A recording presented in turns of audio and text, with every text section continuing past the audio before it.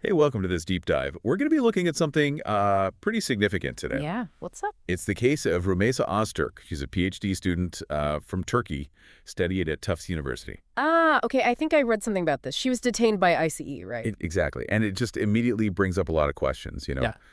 like what happens when free speech sort of bumps up against immigration rules? And fairness, due process, all that stuff. For sure. We're using a report from CBS News as our main source here. It lays out the situation and the legal battle pretty clearly. Okay, good. So the mission today is basically to unpack what happened, what the arguments are, and maybe the bigger picture issues. That's the plan. Let's get into it. So, okay, the beginning. March 25th. Right. Rümeysa is out, apparently having a Ramadan iftar dinner, just a normal evening activity. Uh-huh. And then walking back, things get weird. 6 people, plain clothes, masks. Mm-hmm. They stop her on the street. Whoa, okay. That doesn't sound like a standard, police stop. Not at all. And according to her account, I mean, the one in the legal documents, she was genuinely terrified. I bet. Yeah, feeling scared. They grabbed her phone. She said they showed a badge, said they were police, but something felt off about how they were acting. And did they say why they were arresting her? That's a key point. She says no. They wouldn't tell her why, and when she asked for a lawyer... Let me guess, denied. Denied, yeah. Yeah. Which, immediately flags concerns about due process, right? That fair treatment under the law. Absolutely. And wasn't her visa involved somehow, too? Yes. Right around the same time, her student visa gets revoked. There's a letter, also dated March 25th. Okay. But here's the kicker, according to the report. The letter doesn't actually state the reason for the revocation. No reason given. That seems odd. Especially for something as serious as revoking a visa. Right. It feels like a really big piece of missing information. So what do her lawyers think is behind it? There must be a theory. There is. Her legal team believes it's directly connected to her public support for Palestinians. Okay. How so? What specifically are they pointing to? They're highlighting an opinion piece, an op-ed, that she co-wrote back in March 2024. It was in the Tufts student newspaper. Okay. An op-ed. What was it about? Well, it was critical of how Tufts University, the administration, responded to some resolutions from the Student Senate.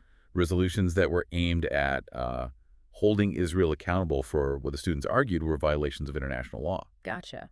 And this is important based on what I read. The op-ed itself didn't mention Hamas, did it? Correct. CBS News makes sure to point that out. No mention of Hamas in the piece. So let me see if I'm getting this straight. Her lawyers are basically arguing that she's being detained, her visa's pulled, essentially because she expressed a political viewpoint in the school paper. That's the core of their argument, yeah. They're calling the detention unconstitutional. Violating free speech, I assume? Free speech and due process. Both. That idea that the government has to act fairly and play by the rules when it takes action against someone. Right. One of her attorneys, Masa Kambabai, is quoted saying, look, the government just hasn't shown any evidence that Öztürk actually violated immigration laws. So the claim is the detention isn't based on any actual immigration violation, but on her speech. Exactly. And Kambabai used some strong language comparing this situation to like a Soviet-style era of surveillance. Wow. Yeah, suggesting this is about trying to silence speech, making people scared to voice opinions. That's a heavy comparison. It really underscores how seriously they view this potential chilling effect. Definitely.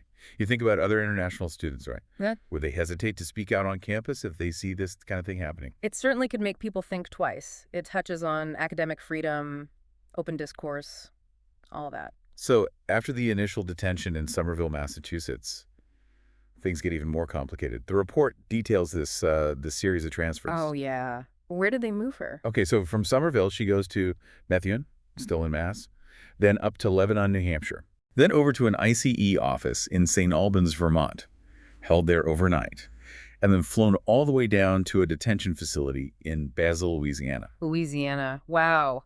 Why move her so far, through so many places? Well, that became part of the legal fight. The government actually argued that because she ended up in Louisiana, any legal challenge to her detention should be heard there. Trying to move the jurisdiction. Exactly. But a federal judge didn't buy it. That judge rejected the government's attempt to have the case heard in Louisiana. Okay. And that same judge also rejected an earlier move by the Justice Department to just throw out her challenge altogether. So the judge is basically saying, hold on, there are serious questions here that need answering. It seems that way, yes. And significantly, the judge also blocked her removal from the U.S. while the court proceedings are happening. That's huge. So she can't be immediately deported while this plays out in court? Precisely. It keeps her here while the legal system works through these arguments. Now, the CBS report mentions a hearing just this past Monday in Vermont, right? Before Judge William K. Sessions III. Yeah, a jurisdictional hearing. Okay, jurisdictional. That sounds a bit legalese. What does that actually mean in this context? It's basically the court figuring out if it has the proper authority to even hear the case. Like, is this the right courthouse? Oh, okay. Since she was picked up in Mass, but then moved through Vermont before going to Louisiana, the Vermont court needed to decide if it was the correct venue to deal with the legal challenges that were filed there. Got it. So establishing the right place for the legal fight. The report notes Judge Sessions was a Clinton nominee. Is that usually significant? Well, it's factual information, gives a bit of background on the judge. Sometimes people look at that for political context, but, theoretically, the judge's role is to apply the law impartially, regardless of who appointed them. Right, right. Okay, so beyond just Rümeysa's specific situation, the CBS report drops a pretty big potential bombshell.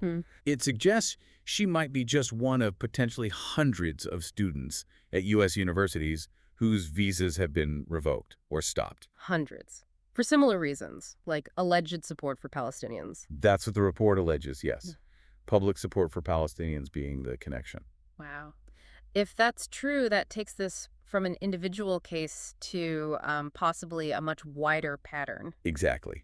It really broadens the scope and raises some serious questions about how free speech rights are being applied to international students involved in political expression on campus. Yeah, that's a much bigger conversation then. What's the impact on universities as places for, debate and idea exchange? For sure.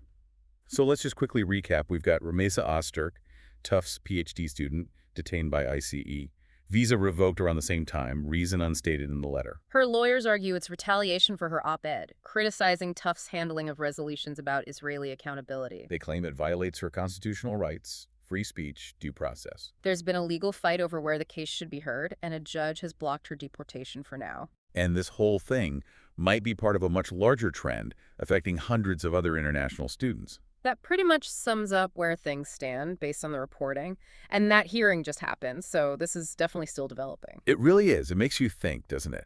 Yeah. There's this balance governments try to strike between, say, national security concerns and these fundamental principles like freedom of expression, especially vital in universities, and the right to fair legal treatment, due process. It's a classic tension. Yeah. This case feels like it's right at the intersection of all those things, especially for students who aren't U.S. citizens but are here contributing to academic life. So the final thought maybe is, what does a case like Öztürk's suggest about the current climate? For academic discussion, for international exchange, for how we treat visiting students who engage in political speech? Definitely something worth watching and thinking about.